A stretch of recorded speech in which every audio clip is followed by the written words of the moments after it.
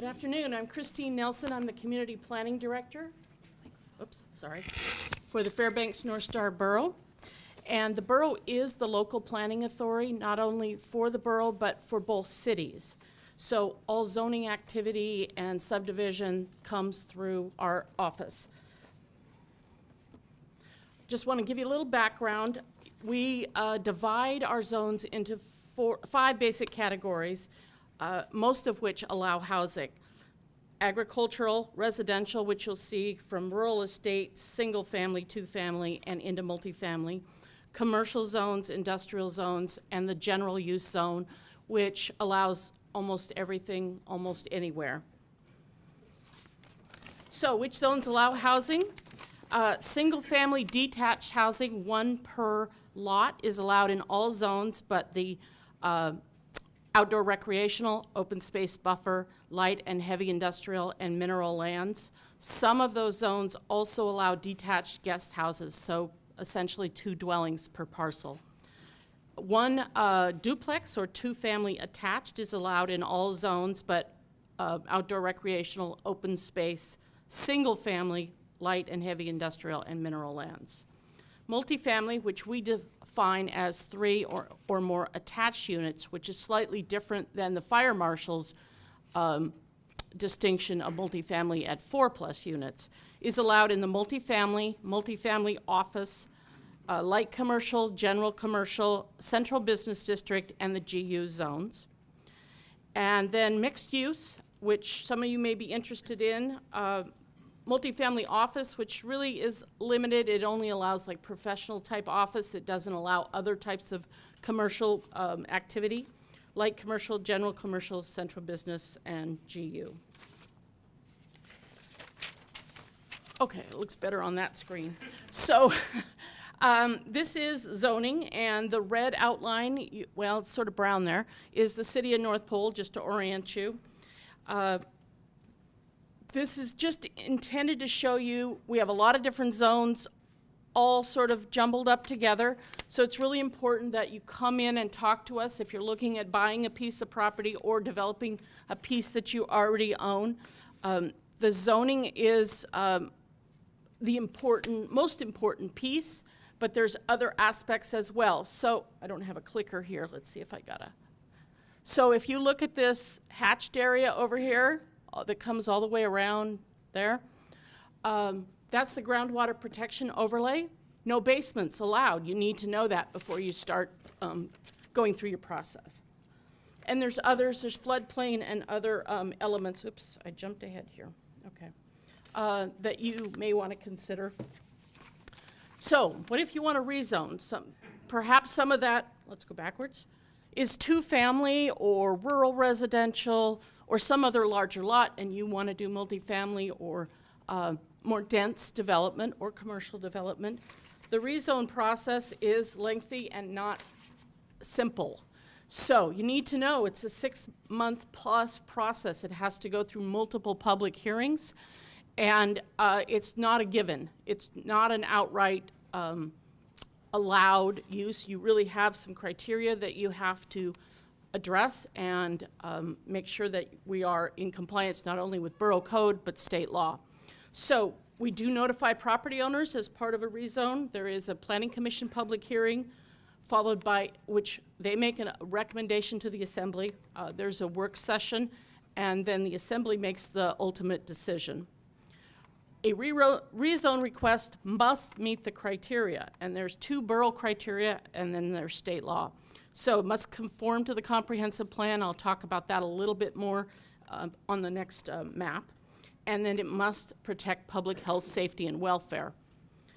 Finally, it can't be a spot zone. So if you're trying to rezone one lot of 2 acres, it's probably not going to happen. But if you get together with other property owners and make a request to say, this is no longer appropriate to be 2-family, it really should be multifamily, and here's what we'd like to do, and we're looking at 25, 40 acres, that has a much better chance of getting approved than a single lot of small size. So the spot zone criteria under Alaska law is it has to be consistent with the comprehensive plan, has to consider the benefits and detriments of the rezone, not only to the individual property owners, but to adjacent landowners and the community at large. And finally, the size of the area to be rezoned has to be considered. So under 3 acres in size is assumed to be a spot zone. Between 3 and 14 acres may or may not be a spot zone, depending on a number of characteristics and how it lays with the rest of the zoning. And over 14 acres is generally presumed not to be a spot zone. So that's important information that you need to have if this is something that you're interested in doing. So this is the comprehensive plan designations within the city of North Pole and directly around it. And I'm just going to point out one area. This purple with the yellow hatching is determined to be high-density residential. But the zoning may or may not support that. So this is an area where it may be beneficial to rezone some of that land because the comp plan is supporting it, but it may be 2-family or single-family currently zoned that way.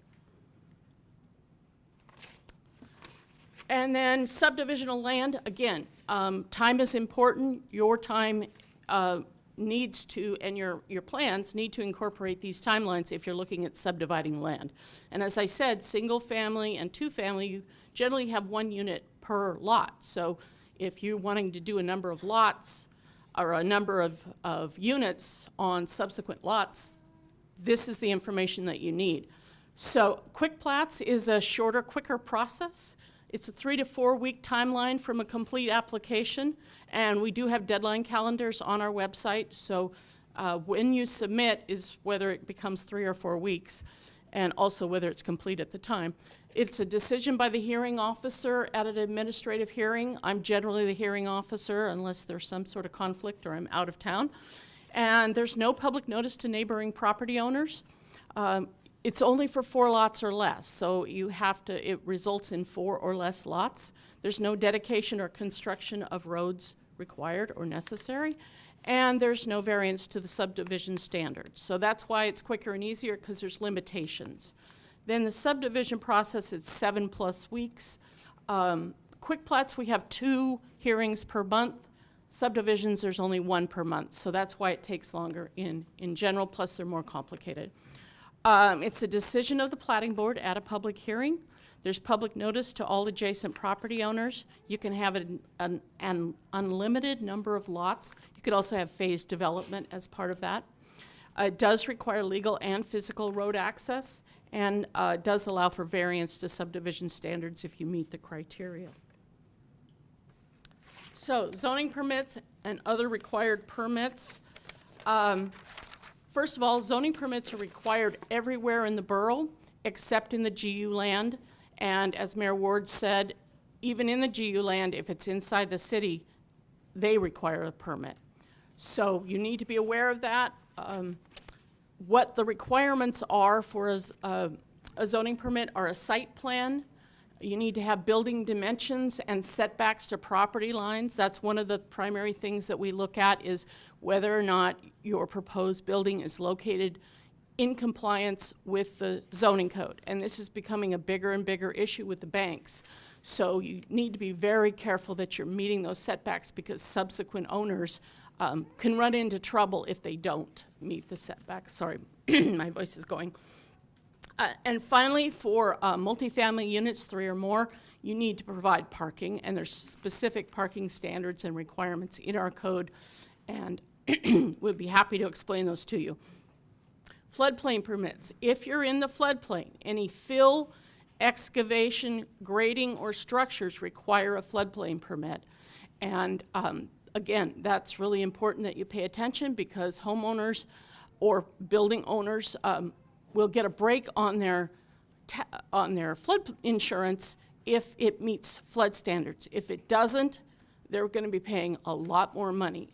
So again, as conscientious developers, you want to make sure that that issue is addressed. You need a site plan, and you will eventually have to do an elevation certificate for the lowest floor.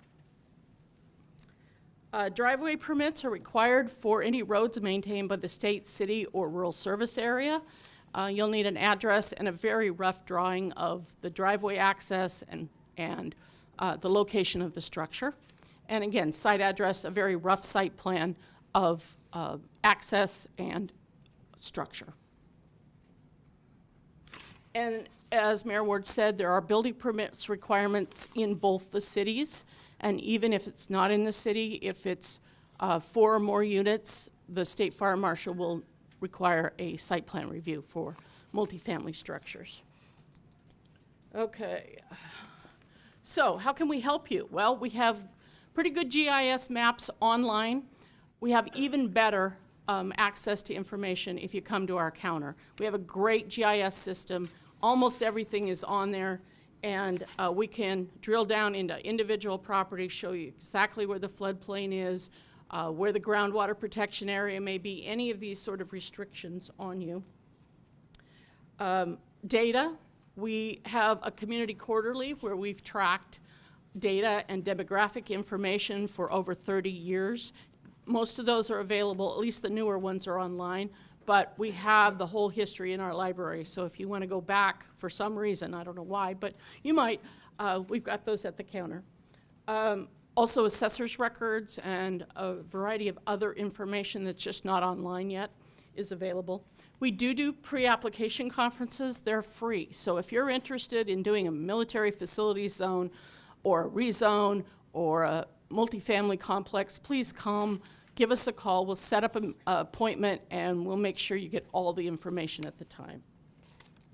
And then subject matter guidance on zoning, floodplain subdivisions, and land development.